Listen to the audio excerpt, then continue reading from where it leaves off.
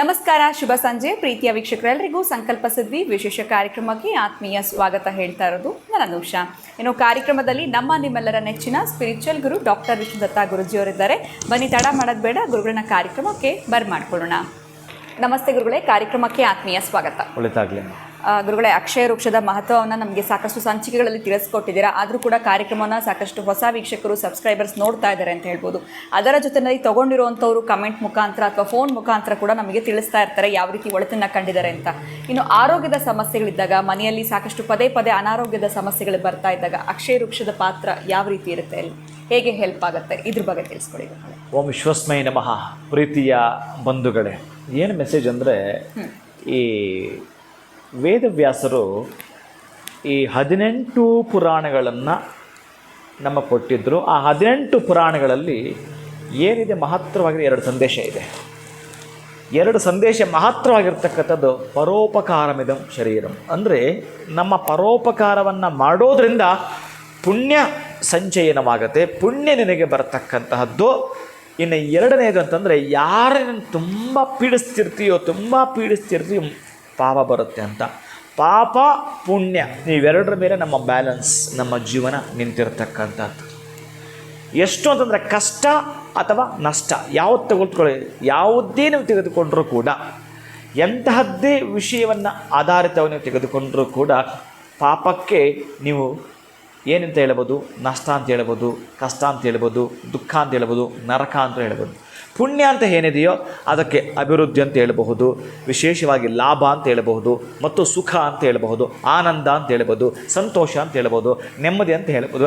ಅಂತಹ ಒಳ್ಳೆಯದು ಅಂತ ಏನಿದೆಯೋ ಅಂತಹದ್ದನ್ನು ಕೊಡತಕ್ಕಂತಹದ್ದೇ ಅಕ್ಷಯ ವೃಕ್ಷ. ಇನ್ನೆಲ್ಲೂ ಕೂಡ ನೀವು ಮೈನಸ್ ನೆಗೆಟಿವ್ ಹೊಡಲಿಕ್ಕೆ ಸಾಧ್ಯವೇ ಇಲ್ಲ. ಆರೋಗ್ಯಕ್ಕಾಗಿಯೋ ಉತ್ತಮವಾಗಿರ್ತಕ್ಕಂಥ ಆರೋಗ್ಯಕ್ಕಾಗಿಯೋ, ಇನ್ನು ಆಯುಷ್ಯ ಪರಿಪೂರ್ಣವಾಗಿರೋದು ಆಯುಷ್ಯವನ್ನು ಹೊಂದಲಿಕ್ಕೋ ಆವಾಗ ಕಂಟಕಗಳು ಬರ್ತಾನೆ ಇದೆ. ಮಗನಿಗಾಗಿರಬಹುದು, ಮಗಳಿಗಾಗಿರಬಹುದು, ಎಲ್ಲೋ ಒಂದು ಕಡೆ ಹೆಲ್ತ್ ವೈಸು ತುಂಬ ಪ್ರಾಬ್ಲಮ್ ಬರ್ತಾನೆ ಇದೆ, ಅಥವಾ ವಾಹನದಿಂದ ತುಂಬ ತೊಂದರೆ ಆಗ್ತಾನೆ ಇದೆ ಅನ್ನೋದರಿಂದ ಹಿಡಿದು, ಆಮೇಲೆ ಐಶ್ವರ್ಯವಂತರಾಗಿ ವಿರಾಜಮಾನವಾಗಿ ಐಶ್ವರ್ಯವನ್ನು ಬಯಸುವವರು, ಇಚ್ಛಿಸುವವರು ಅಕ್ಷಯ ವೃಕ್ಷ ಇದ್ದಾಗ ಯಾವ ಪ್ರತಿ ಮನೆಗೂ ಕೂಡ ಸೂರ್ಯನ ಕಿರಣ ಹೋಗುತ್ತೋ, ಹಾಗೆಯೇ ಯಾವ ಮನೆಗೆ ಅಕ್ಷಯ ವೃಕ್ಷ ಹೋಗುತ್ತೋ ಅಲ್ಲಿ ಎಲ್ಲ ವಿಧದಲ್ಲೂ ಕೂಡ ಅಕ್ಷಯ ಪಾತ್ರೆ ಕೃಷ್ಣ ಯಾರಿಗೆ ಕೊಟ್ಟ, ಎಲ್ಲಿ ಕೊಟ್ಟ, ಅದನ್ನು ಅಭಿವೃದ್ಧಿ ಮಾಡ್ಕೊಳ್ಳೋದು ಹೇಗೆ ಅಂತಕ್ಕಂಥ ಎಷ್ಟರ ಮಟ್ಟಿಗೆ ನೀವು ಕೇಳಿಸ್ಕೊಂಡಿರ್ತೀರೋ ಅಷ್ಟೇ ಅದ್ಭುತವಾಗಿ ಅಕ್ಷಯ ವೃಕ್ಷ ನಿಮ್ಮ ಮನೆಗೆ ಬಂತು ಅಂತಂದರೆ ಕೃಷ್ಣ ಕೊಟ್ಟ ಹಾಗೆ ಅದರ ಉಪಯೋಗ ಹೇಳುತ್ತೀರದು. ನೀವೆಷ್ಟು ಚೆನ್ನಾಗಿ ಉಪಯೋಗ ಮಾಡ್ಕೊಳ್ಳೋದು ಗೊತ್ತಿರುತ್ತೋ ಅವರೆಲ್ಲರೂ ಕೂಡ ಆ ಅಕ್ಷಯ ವೃಕ್ಷವನ್ನು ತೆಗೆದುಕೊಂಡೇ ತೀರುತ್ತಾರೆ, ಪ್ರೇಯರ್ ಮಾಡ್ತಿರ್ತೀರಿ. ಸುಮ್ಮನೆ ನಮಗೆ ಆ ಪೂಜೆ ಮಾಡಲಿಕ್ಕಾಗಲ್ಲ. ಈಗ ಕೆಲವೊಂದು ಬಾರಿ ಹೆಣ್ಣು ಮಕ್ಕಳು ಬಹುಶಃ 5 ದಿನಗಳು ಪರ್ಯಂತ ದೀಪ ಹಚ್ಚಲಿಕ್ಕೆ ಆಗ್ತಾಯಿಲ್ಲ, ಬಹುಶಃ ಇನ್ನು ಮಕ್ಕಳ ಕೈಯಲ್ಲಿ ಮಾಡ್ಲಿಕ್ಕೂ ಆಗ್ತಾಯಿಲ್ಲ. ಈ ಥರ ಎಲ್ಲದಕ್ಕೂ ಒಂದು ಎಕ್ಸ್ಕ್ಯೂಸನ್ನು ಕೊಡ್ಬೋದು. ಎಲ್ಲಿ ಆ ಸೂರ್ಯ ಪಂಚಾಯತನ ಮನೆಯಲ್ಲಿ ಇದ್ದಾಗ ಮಾಡಲೇಬೇಕು, ನಿಜ, ಒಂದೊಂದು ಬಾರಿ ಮಾಡಲಿಕ್ಕೆ ಆಗೋದಿಲ್ಲ. ಅದಕ್ಕೆ ಪ್ರತಿ ಮನೆಯಲ್ಲೂ ಕೂಡ ಹಿಂದೂ, ಕ್ರಿಶ್ಚಿಯನ್, ಮುಸ್ಲಿಂ ಯಾವುದೇ ಮತ, ಧರ್ಮ, ಪಂಥ ಯಾವುದೇ ಭೇದವಿಲ್ಲದೆ ಇಟ್ಕೊಳ್ತಕ್ಕಂಥದ್ದಂಥ ಒಂದು ಇತ್ತು ಅಂತಂದರೆ ಅದು ಸೂರ್ಯ ಪಂಚಾಯತನವಾಗಿರ್ತಕ್ಕಂಥ ಈ ಅಕ್ಷಯ ವೃಕ್ಷ ಎಲ್ಲಿ ಇದೆಯೋ ಅಲ್ಲಿ ಅಭಿವೃದ್ಧಿ ಕಡೆಗೆ ನೀವು ಹೋಗಲೇಬೇಕಾಗತ್ತೆ.